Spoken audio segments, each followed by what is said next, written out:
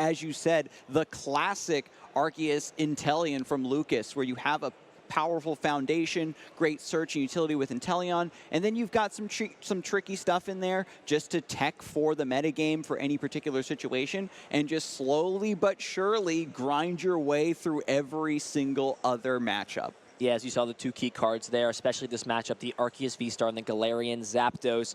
Zapdos is the best card to be able to counter Arceus V-Star. Usually stopped by Dunsparce, but there's a card missing from Lucas's deck, and it is Dunsparce. Dunsparce is nowhere to be found, and this is going to potentially let Zapdos run free, but only time will tell as the prize cards coming out. Oh, couple Sobble in the play. And Zigzagoon as well could be a pretty big deal.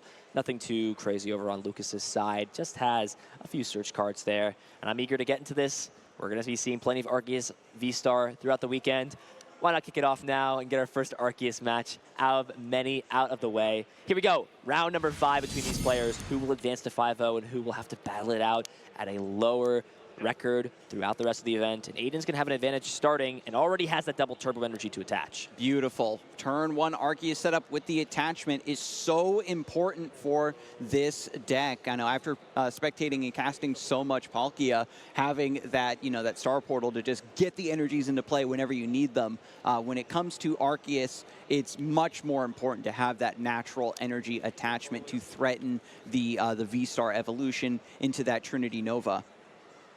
Yep, typical stuff here from Aidan. Quick balling to find some cards. I think it's interesting to see when Aidan wants to play that Zapdos down. If you play it down too early, your opponent can just utilize Boss's Orders and take a knockout onto a Pokemon.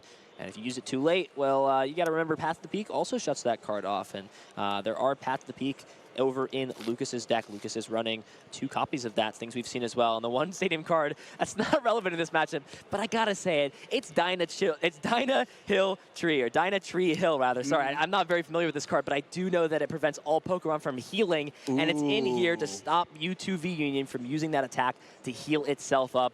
Typical stuff from Aidan understands my Arceus is a no threat. Attach pass, get a Sobble down. Ooh, a Rangaroo.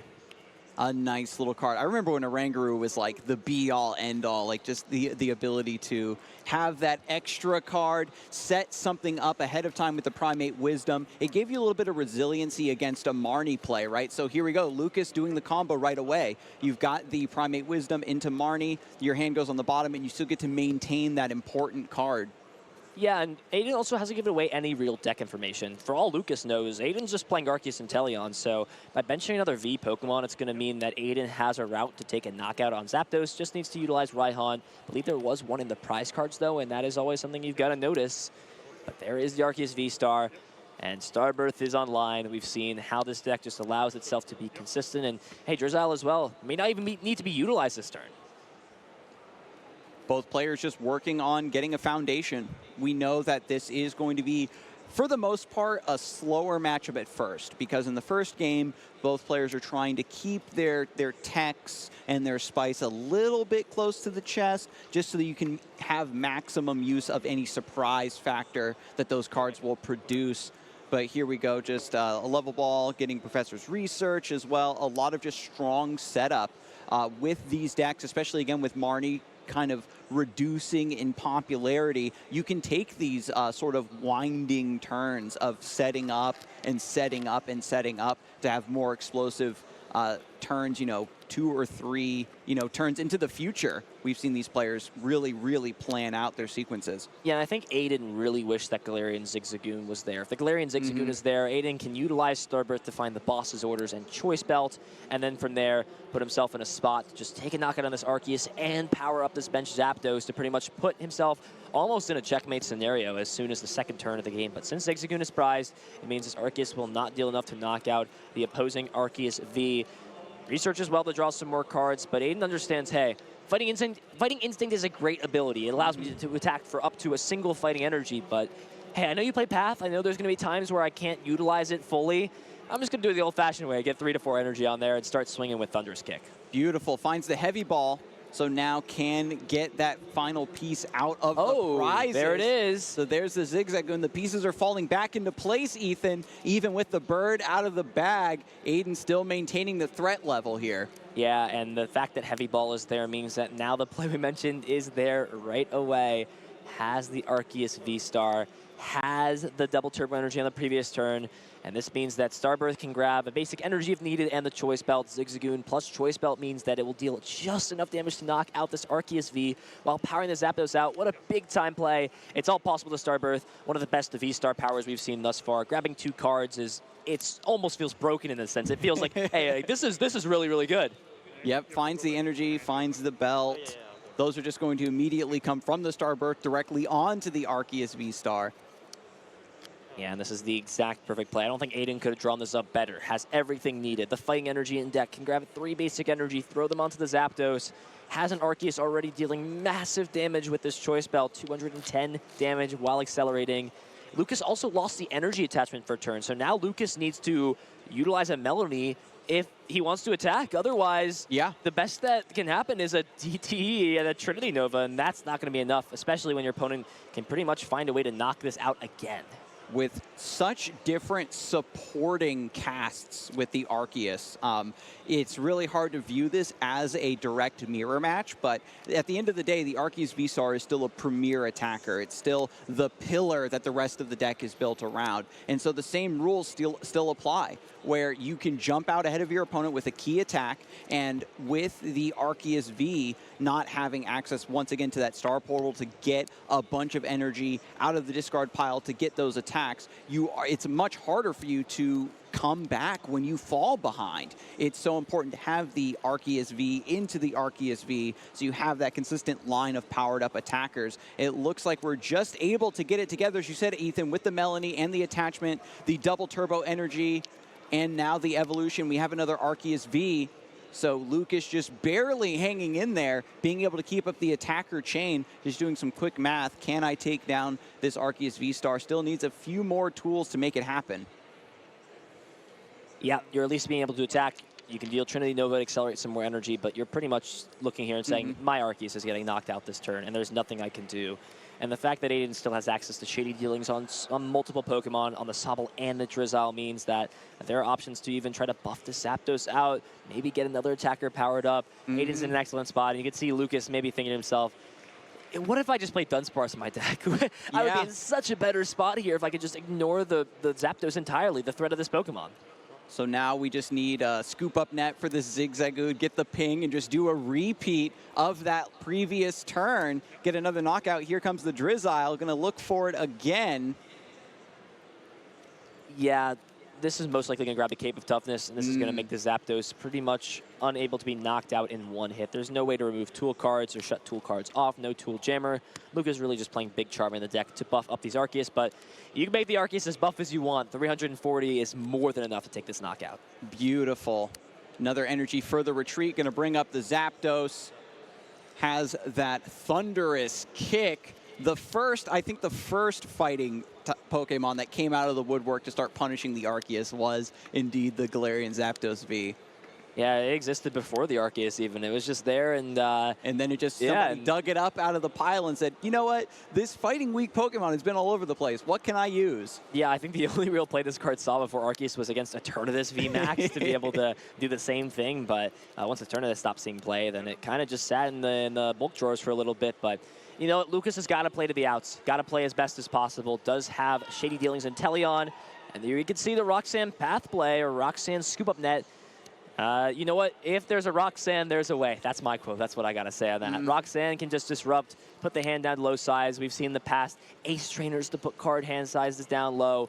And there's another option. They're all possible. Roxanne has been introduced into the format as a great disruptive option late game and makes things interesting as we wind down to these final couple of turns. One point that we mentioned earlier was how these Inteleon decks just grab all their resources out. They get really greedy. They put everything in the hand because they're planning 2 or 3 turns in advance. And then that Roxanne comes back out and says, put everything back in the deck. And now everything that you were planning to do is off the table. And we'll see if this final top deck can make you grasp victory. I've seen some lines, Ethan, of players just even going for that desperate boss's orders on something that's very hard to retreat to try to buy a few turns. And, you know, the Roxanne path is just the evolution of that play. A nice pivot to lock down your opponent for a time. And here it is. We'll see it now. Yeah, there's the Roxanne. Melanie was played the previous turn. Roxanne can be played this turn. There's the path to the peak. So this will be able to shut off the abilities. The Zapdos will still need an energy now to attack as long as that stadium card stays in play. Aidan is running 2 copies of Training Court. We haven't seen any of those come down. That will guarantee most likely the attack because it will put the Fighting Instinct ability back online. 2 cards. And, it always looks so horrifying when you see that. The player just has 2 cards and 1 more top deck to see if we can seal the deal on this game. If Aidan has the stadium card, the game is just over. Do we see the energy of the stadium? And there's the level ball. Level ball, as long as the Drizzile is still available, can grab the counter stadium to grab Training Court, and that will be all she wrote. Let's see if it's in there. Believe none were prized. And there it is. Drizzile, beautiful. Go ahead and find Energy Search or the Training Court, and that will be the game. Aidan's going to go up 1-0. 1-0, very clean. The Galarian Zapdos V doing what it's in the deck to do to punish these Arceus decks, especially here in game 1 when your opponent doesn't quite know what you're up to and it's at its maximum effectiveness. It's able to take this first game, and this is just another beautiful example of how momentum is so important here in the Swiss rounds. Yeah, an interesting thing to note about Aidan's deck, which I think is so cool, 25 1-ofs. That's close to the Urshifu deck we saw back back that some of the team members from the Europe ended up bringing to take down a regional, also performed very well at EUIC. 25 1-ofs. I do remember so many that basic deck, energy types too. It's playing Fighting, Fire, Lightning, Water, and Dark Energy, plus the double turbo. There's so many different things. It feels like a rainbow. This deck has an array of plays that it can make. So many different options is what you need for a metagame as diverse as this. There's always the double-edged sword of, is my deck too diverse? We've seen players get very cheeky in the past of having, 2 or 3 different types of attackers, and then in the matchup where you need it, that attacker or the energy you need for that attacker is prized. Hisuian Heavy Ball really takes a lot of the sting out of those sorts of deck building options, and with that vintage energy search, you're able to make those miracles happen. Listen, I think arts have a tendency to draw better. You know what I'm saying? Man? If I'm playing a cool art, if I'm playing like my favorite, like a gold Ultra Ball, I'm like, listen, that's got to be what it is. Regardless, though, prize cards are pretty relevant for Aidan. Does prize the Shady Dealings Inteleon. Raikou in there.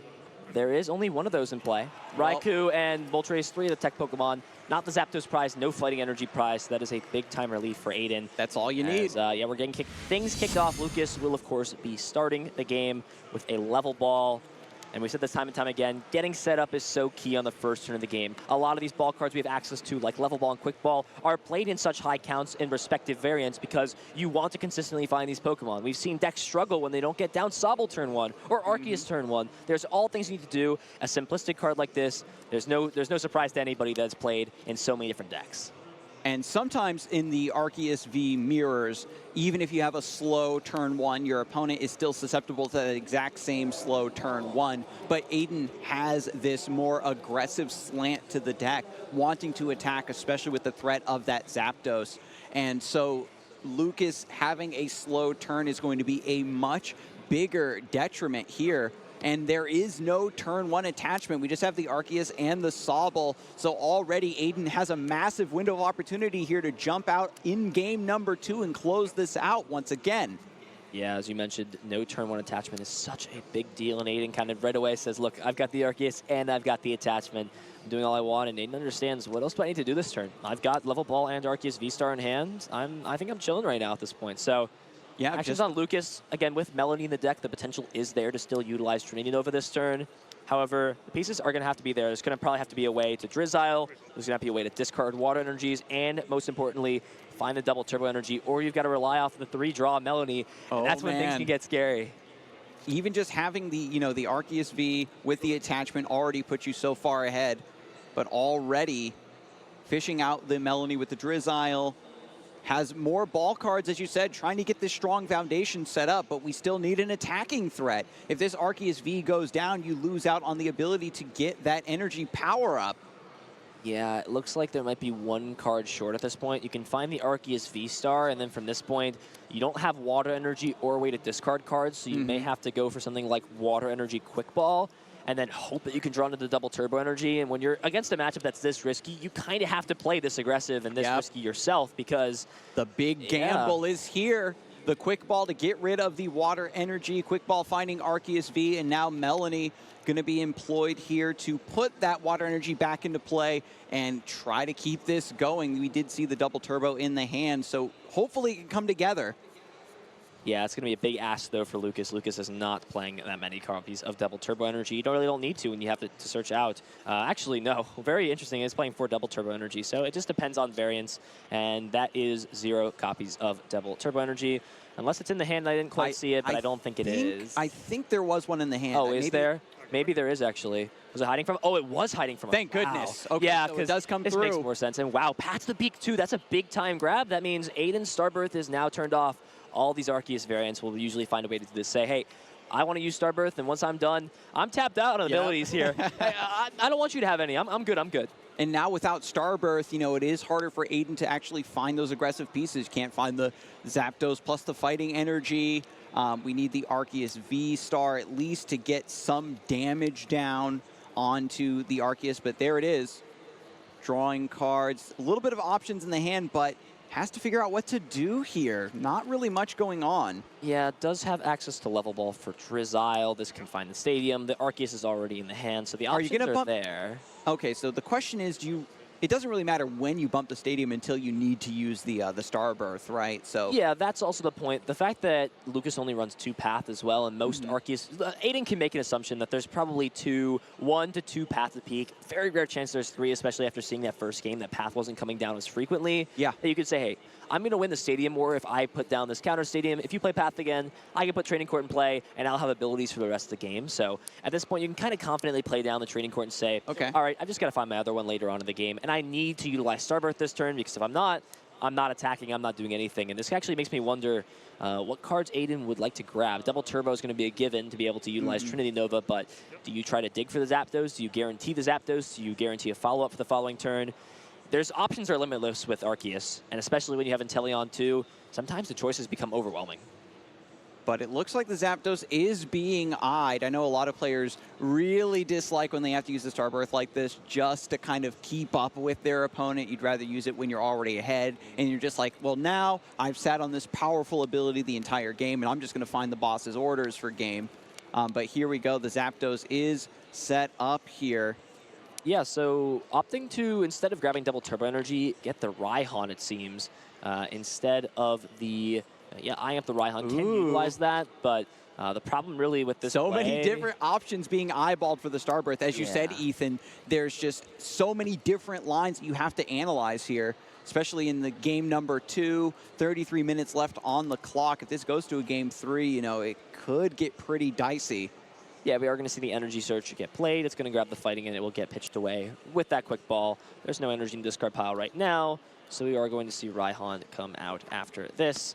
And yeah, I mean, you don't attach Double Turbo Energy. The benefit to attaching Double Turbo Energy later on is that it fulfills the Zapdos attack requirement as well. It does attack for a fighting and 3 colors with Thunderous Kick. The con is that you deal 20 less damage, and that puts you at 150. So it plays around with some math with Big Charm, so that is something to notice. Cape Tough, this comes down. Raihan's there. Listen, Zapdos is going to be powered up this turn because the Raihan can find the Double Turbo Energy for turn. Trinity Nova can accelerate. And while you're not knocking out this Arceus, while you're not really putting on too much pressure, you are setting up the Zapdos, and that is the most important thing in this matchup. The Arceus V-Star decks, this is their hidden strength, is having to consistently get attacker after attacker powered up. It's so hard to get into a truly dominant position because they always seem to have something else to pivot to. Yeah, Aidan's been piloting this deck really, really well. Has been just taking lines that I wouldn't even expect to take the power up. Like most players would say, oh, well, I need DT this turn, so I'm just going to go ahead and grab the DT off the Starbirth. No, wants to utilize the Raihan to get extra energy to play because no supporter was played and put the DT on the active. That's just true class to Aidan's play so far. Lucas has also been playing it, but it's just more of a streamlined deck. There's not as much variance. Your game plan is the same, and when you run into a roadblock matchup like this, there's not much else you can do. You really got to turn the gears in your head and say, do I get aggressive? And Lucas looks like was eyeing up boss's orders with that. Maybe understands, if I don't hit into the Zapdos before you do, I'm not winning this game. I think Lucas has identified the correct way. Limit the usability of the Zapdos. Say, I know you're going to guarantee take 2 prize cards with this. At least let it be into something that's highly damaged. Yeah, Arceus and Inteleon, a famously reactive deck. It can include a lot of tech cards because the Intellion engine gives you such consistent access to them. But when you go into a matchup, as you said, Ethan, that you don't have that special tech card for, no Dunsparce in this case, you have to think on your feet, and here's the aggressive pivot normally from a deck that wants to play a lot slower and more reactive, is now taking control of the game with this boss's orders, bringing up the Zapdos and putting a little bit of damage on it. Yeah, this is definitely relevant for sure. You're able to attack into the Zapdos. It's going to take 180 damage. It will be knocked out next turn by multiple threats. You even see the energy on the Trizile potentially signaling that as a potential play. Aidan says, look, that's damaged. I want to knock that out regularly. I'm going to boss's orders right back at you and take out your benched Arceus. Doesn't matter if you V-Star Evolve. It's not like VMAX's. It's still worth 2 prizes. That's good enough for me. Was thinking about putting down the Manaphy. Just goes ahead and commits that, gets the knockout. 2 prize cards taken. Aidan now working into a dominant position. Still plenty of time left in the round. Aidan's feeling pretty good. Has the main attacker here with the Zapdos. And again, the Arceus to pivot to. Has a big damage target in play. Lucas, meanwhile, going into the Shady Dealings Inteleon, trying to find some resiliency. Has the Pal Pad. And what was that? Just grabbed the Charon's Care. Yeah, Charon's Care can pick this up and go into that Inteleon. And now Aqua Bullets. So Aidan smartly benching the Manaphy, signaling that, or understanding that, hey, the energy's there. There's a high chance that it's going to want to go after this Inteleon. And there's no real threat to this Arceus as things stand, unless there's something like a Big Charm potentially, or a way to evolve it. So Inteleon coming down, that's a great thing. You get a nice attacker to deal some damage, and while you're at it, might as well grab 2 trainer cards out of your deck. One of the best plays this deck can make is having that Arceus V-Star be damaged and then have that Charon's Care to scoop it up and heal that damage back. You're negating your opponent's turn, especially if it's a sort of combo-centric deck that spent a lot of resources to just get some damage and negate that. It's really a sight to behold. And look, another Pal Pad, putting that back in the deck. And it looks like Lucas, rather than, now that this Zapdos has been damaged, it looks like this threat is basically neutralized now, is going back to the standard style of, okay, now I'm just going to start out healing all of your damage and then slowly but surely taking down everything on your bench until I get the right amount of prizes. At some point. Yeah, and that Pal Pad is big as well. Lucas only plays 1 copy of Melanie, and if this Inteleon is knocked out this turn, we'll need a way to power up that benched Arceus. So bringing that back with Pal Pad, definitely a big time find for Lucas. Aidan has this lined up to take the knockout. Inteleon currently 190 HP. Zigzagoon will do the exact 10 damage needed to get this knockout. Now Trinidova dealing 180, just enough to take a knockout onto this Inteleon. And Lucas is going to be on the back foot to get an attacker powered up. And oh boy, Whoa. It's its first time coming down. It's everyone's favorite Pokemon, Charizard, in that shiny Radiant version, able to deal huge damage with Combustion Blast. And now it's just another threat that Aidan has on the board saying, hey, look, if you knock this out somehow, or if you take another prize card, my Charizard can deal 250 to you for 1 Fire Energy, and that is a scary threat to deal with. Yeah, the Fire Energy is already found, already set up. And Arceus, as I said, its specialty is having repeated attacking threats all prepped and ready to go as soon as that first Arceus goes down. That floodgate opens up. The next attacker comes roaring off of the bench to take those final KOs. But the Melanie is indeed found, again, thanks to the Pal Pad. And drawing 3 cards, trying to keep it going here. Yeah, I want to see if there's double turbo energy, but no, there is. Yep, the back card. At the very back. Yeah, it seems like Lucas's double turbo energies are eluding our eyes on where they are. But you see Aidan trying to read. What card is that? What is that Dyna? It is the Dyna G. Listen, I may have to read that card too. I know a lot about the Pokemon trading card game, but there are some stadium cards that I don't quite know what it does. So I can't blame him, but I wonder if Lucas got any usage out of that so far. Mewtwo V Union, the same. I'm comfortable, plays down a Tree Hill down. It just happens. Well, yeah, we'll have to see exactly how that goes. But it's certainly, as you said, a very cute tech. The Pokemon TCG offers a lot of dastardly options that you can trick out your deck with to help out in these really nebulous matchups you wouldn't be able to win otherwise. Yeah, looks like the Inteleon that was scoop up netted will grab another scoop up net, and thus begins the process of shady dealings, scoop up, shady dealings, scoop up, rinse and repeat. It's interesting to look as well at Lucas's deck because most lists are playing 2 scoop up net, and Lucas has gone with the same thing. So the fact that you can utilize scoop up net on Inteleon, can't stress that enough, so important. Finding the DTE and the Melanie will mean that Lucas pretty much will put himself in the position to hit this Arceus, and as long as this Arceus just gets hit, there's no way for this to get knocked out besides the Radiant Charizard. And you know what Radiant Pokemon hate the most? Path to the Peak.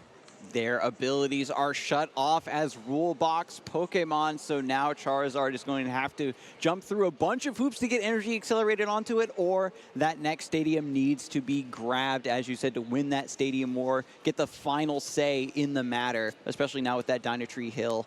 Wow, yeah, and this hand is looking very poor off of whatever Khus is. I mean, there's the scoop up net, rebench on the Sobble. Yeah, the Inteleon was just to the right of the prize cards. If that was taken, that would have been a big time grab. I think those would have been all the pieces Aidan needed, just the counter stadium and a way to really get a choice belt on, but that's not going to be possible anymore.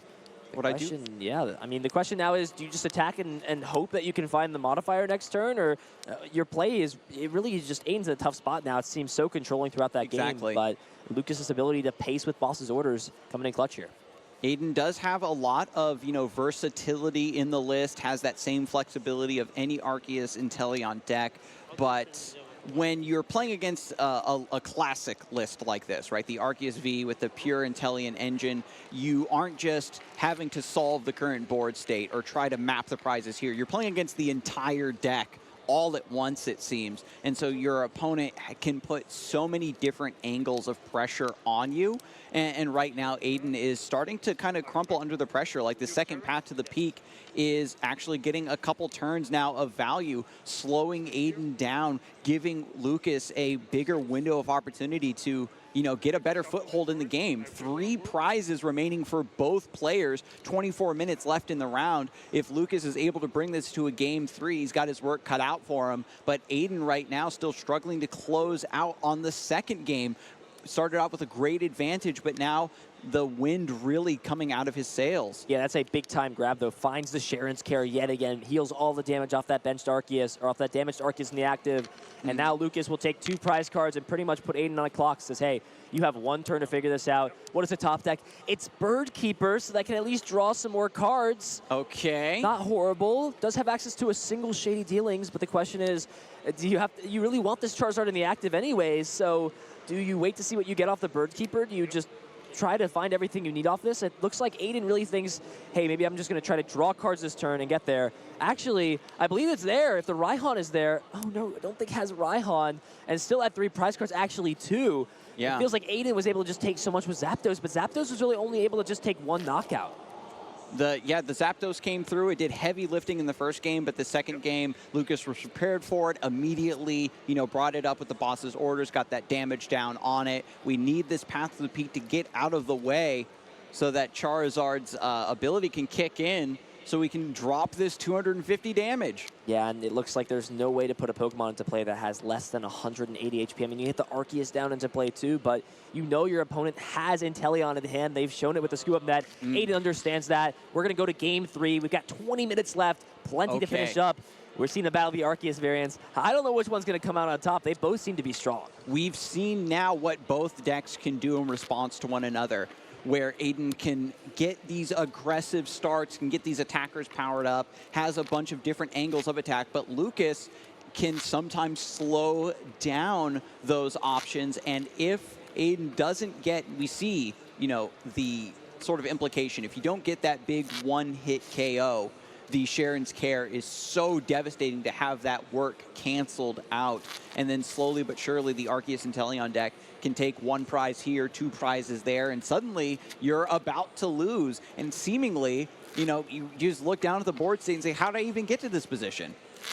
Things can snowball very quickly with these Arceus decks. There's a lot of potential they have. I feel like Aidan's deck, too, has a lot. And you see Lucas's deck did exactly what it wanted to do. Once Zapdos was out of the picture, all Lucas had to do was attack and play Sharon's Scare, and when you're trading back and forth and you get to heal damage every turn, your opponent doesn't, and you're both attacking with the same Pokemon, it's pretty clear who's going to win. Lucas taking that game pretty convincingly, I think, now understands after that first game, hey, I couldn't deal with the Zapdos right away.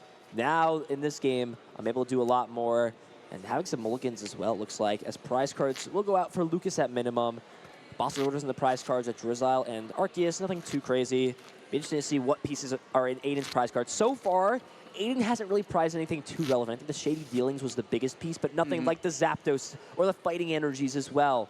That could definitely skew things up. If you can grab the Zapdos out of the prize cards with the Hisuian Heavy Ball, sure. But if the Fighting Energies are in there, you can't attack with Zapdos. You can get rid of as much colorless energy in that attack as you want, but you're still going to have to pay for that fighting. And with as we head into this third game, I do definitely want to give a big shout out to Lucas's timing with the Path to the Peak, right? It's just an extra roadblock, an extra speed bump in the way of Aidan, fulfilling his game plan. And I like, again, it's a card that when you play it at just the right time, its power is so amplified. And we're going to open up here with Sobble v. Sobble, game number 3, Swiss round number 5 of the World Championships. These players are going to throw everything they have left at the tank down on this game to close out and maintain their flawless winning records here. Yeah, this hand looks great for Aidan, but it's missing a key piece, the energy attachment for turn, and that's really what Aidan's deck tries to do. The only way it can accelerate energy that is on an attack that's not Tree Nova is utilizing that Raihan supporter card, but you can only play that if Pokemon gets knocked out, and nothing's really going to be taking a knockout on this next turn unless Arceus, for some reason, gets aggressive and tries to take some knockouts with Power Edge. So here is the Quick Ball. Has to really agonize over what to discard for. It gets rid of the Scoop Up Net. And still digging through, we've seen some players try to go for a double Sobble setup if their hand is very Drizzile heavy, but Aidan has to go for the Arceus. This deck is much more dependent on getting those power-up attackers set up and playing for tempo. And so Arceus has to come down, and in situations like this where you just have to pray that everything kind of falls into place, it can get quite hairy. Yeah, things can definitely get complicated. Is able to get down a few Sobble. Interesting attack options as well. Does play the Rowlet. We haven't really talked about that. Lucas is not playing Manaphy, so if multiple Sobbles come down into play and you need an extra turn off like this to attach some energies and get things powered up, that could be a key piece to notice out. I don't think Aidan has revealed at all that Rowlet's there. And if you're Lucas, you've always got to be on edge in this matchup saying, okay, I had no clue my opponent was playing Radiant Charizard. Maybe I saw Fire Energy, so I could sort of assume, but that's a shocker to me. I don't even think Lucas knows what dark Pokemon Aidan is playing so far. Yeah, that we haven't seen that yet either. Yeah, so there's just a lot of potential options. The level ball does grab the Sobble, so listen, Rowlet is a great Pokemon, a great feathery boy. So anytime that Rowlet can shine is a time that I'm happy. Yeah, I mean, the Rowlet Wind Shard, having that, again, that big damage that you can throw onto something on the bench to cut off a Sobble. We've seen how devastating that can be in certain board states when your opponent's relying on that Drizzile to find that missing piece to convert to that next attack or that next combo that they need is, a huge, devastating threat. It's a big blow to their setup, but now we're just right back over to Aidan. Both players pretty slow in terms of setup, but a slow start favors Lucas massively. Yeah, but Lucas also missed the turn 1 attachment as well, so things are pretty much set back to even. However, Lucas does have Melody to accelerate, but this is what you want to see, especially when you miss this yourself. And there's the Drizzile. I think we might be seeing this play. Let's see if the Bird Keeper combination of cards is there. Does find the level ball and the Rowlet. Baby. Here's Sky Circus can go online, and Sky Circus can ignore the energy requirements in the Rowlet's attack cost. Let's see if there's another way to get Bird Keeper into play, or if it's just in the hand. And there it is, that beautiful full art Bird Keeper, switching in the Rowlet, drawing 3 cards. Wind Shard is available to be used for 0 energy. Let's see, does Aidan find a way to get an energy attachment? And there it is, has the Arceus V-Star and the attachment. Aidan has bounced back extremely well after missing that turn 1 attachment. Beautiful play indeed. Everything is set up and back online, and now it's just a matter of how can I solidify this advantage? We saw before you can have an early start, but if you can't convert, the Sharon's Care is going to start negating your hard work. The Wind Shard comes through, snipes that Sobble, and now Lucas is a very bare board indeed. No energy attachment. Drizzile going to try to put a Band-Aid on the situation, but if Aidan now with the Arceus V-Star can get that Starbirth up and running, find the remaining 2 pieces you need to get another big attack through, Lucas is going to fall way too far behind to even put up any sort of threat here in game number 3. Yeah, Lucas is going to have to put together a similar play that we saw the game before. Find Arceus V-Star, Starbirth for the cards needed, utilize Melanie, and then attach the double turbo energy for turn. It's going to be a little bit harder, though, with one less Sobble to evolve into Drizzile to utilize that Shady Dealings, but already has the scoop up net. And you see with the Arceus V that just got bench being promoted, Lucas is pretty much signaling, hey, I may need to search for a double turbo energy and use Trinity Charge instead. Yeah, to get the Arceus V-Star powered up. Quick Ball also being employed here, has to discard the Sharon's Care, which is fine, of course, because of Pal Pad. And getting those 2 cards indeed. Oranguru also going to see 1 more card. Yeah, Oranguru is a card we haven't talked about too much, but it's great because especially when you're searching your deck, it pretty much just acts as a once during your turn, you may draw a card. It's pretty much is what it is. If you've got cards you don't want, hey, I'll take a different card and I'll throw this one back into my deck. The way it works out is very interesting, and it is a colorless Pokemon. Maybe not the one Lucas would have liked to have in deck for this matchup, but hey, Trinity Charge is a good way to get some energies into play. You've just got to be scared of the lines that Aidan has been able to show time and time again that there can be big knockouts. Could happen again. Another beautiful sequence here, again, using that ability to put the card on top and then use Marnie to put the rest of the hand on the bottom, and you're going to get that card back right away. And so the duality of being able to employ the Oranguru's ability of the Primate Wisdom, putting that card either back into the deck to search it out later or to preserve it while you Marnie your opponent. There is the Trinity Charge, not the Trinity Attack that Lucas really wanted to be using. Would rather deal some damage and do the same effect, but at this point, you got to do what you can at this point, at this position. Opting to attach an energy to the active, can still get 1 more out of the deck, but chooses to just end it there. Still has does not have access to Starbirth anymore, so may be sitting on some other powerful cards for the following turn. As Aidan, is in a position where, wow, excellent top deck, double turbo energy. The card is going to be needed, and you see it get thrown down right away because Arceus and Double Turbo Energy are like best buds for a turn. So we're going to try, we need to get that Trinity off this turn, or are we going to have to take a turn off and just let this Rowlet be the sacrificial lamb? Do we have a way to switch this out at all? Yeah, there's Scoop Up Net in the deck.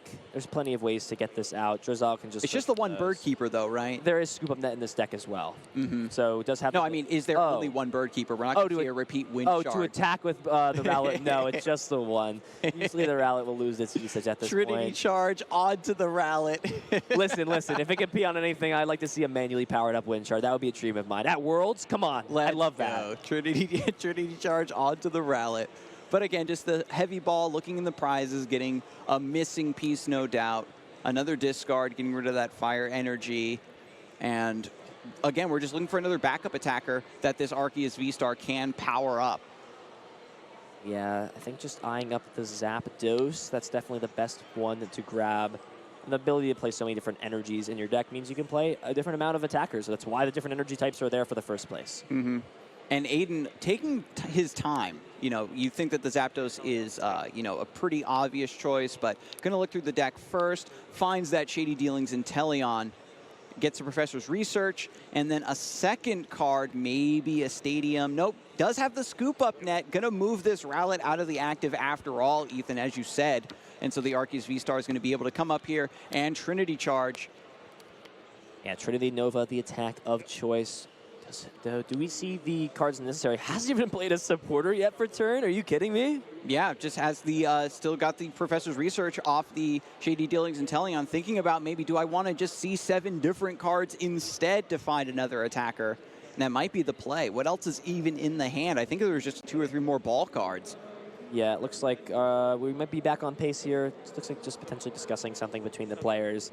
Want to always make sure the game state is correct and everything's here. Assuming things resume, though, we are in a really good spot with everything that's happening. Starbirth still has not been used. That double turbo energy was a big-time top deck because usually you'll just see Starbirth grab those cards anyways in the first place.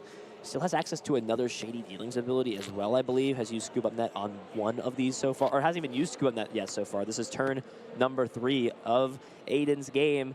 And there it is, research. 7 cards. Do we see some of those pieces? Choice Belt Zigzagoon means a knockout on the Arceus V, and things will start just as they did game 1 for Aidan. And 7 cards. I see an Energy Search, an Escape Rope. Still shuffling through. Doesn't seem like he found the Does have cards he needed. Zapdos. Zapdos, Escape of Toughness, okay. Yeah, so the Starbirth can be used to grab the 2 pieces guaranteed. I think it's just more so Aidan really looking for a follow-up turn. Actually need to find one of the pieces. Need to find, there were so many to find. Choice Belt, Zigzagoon, Zapdos. If you find one of those, you can grab the other 2 with Starbirth, and there are plenty of outs, the Quick Ball and the Zapdos in play. And there it is, Headbutt Tantrum, followed up by Starbirth. I'm pretty positive it's just going to grab the Choice Belt. Beautiful sequence here. And again, the deep access you have to your list with Starbirth, with the Intellion engine, means that you have to think about the game in a much more macro sense. You have this ability to find the pieces you need when you need them, while also solving the current board state at hand, having the right attacker of the right type, getting that preset up in Aidan's case. And here it is. Everything has come down as you predicted. The prophecy is true. The Choice Belt and the Scoop Up Net as well. Going to cycle that Drizzile a little bit more, finding the Quick Ball. Beautiful stuff. With this turn already sort of locked in, now the next step of the Ethan prophecy is preparing for the next turn. Listen, this game is going to follow its own course from here. I've merely set the story so far. How this game will unfold from here, I will not be able to tell. I do like getting the cape down onto the Zapdos. That's a very strong play. Again, it prevents around Choice Belt plays with DTE. Starbirth has already been used, does still have access to some Shady Dealings plays. And this is where, when we get into these middle turns, Aidan is kind of following through the same script as game 1. Taking the knockout on turn 2, or turn 3 rather now, onto this Arceus, powering up the Zapdos pretty much until it can manually attack without the use of its ability. And from this point, Lucas knows that if the same script is followed as game 1, the result will be the same. Aidan will win this match. Lucas has to figure out, get the gears turning upstairs and really think, what can I do to change things? Drizzile, Shady Dealings, that's going to help start things off. Yeah, Path of the Peak is eyeballed here. Double Turbo Energy also eyeballed. We saw earlier from the Trinity Nova, only the 1 energy was put on this Arceus V-Star because the Double Turbo was just going to shore that up. But it looks like Roxanne is also being found here. And because Aidan was able to get the Starbirth off already, the impact of the Path of the Peak is reduced.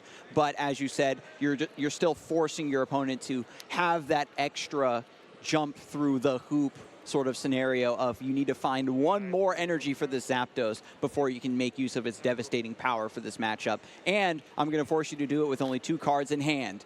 Yeah, and this is all going to be possible if Lucas can find that double turbo energy to attack with this Arceus. Still has 3 in deck, seeing 6 cards, also has access to Primate Wisdom still, so essentially going to be able to look at 7 cards this turn.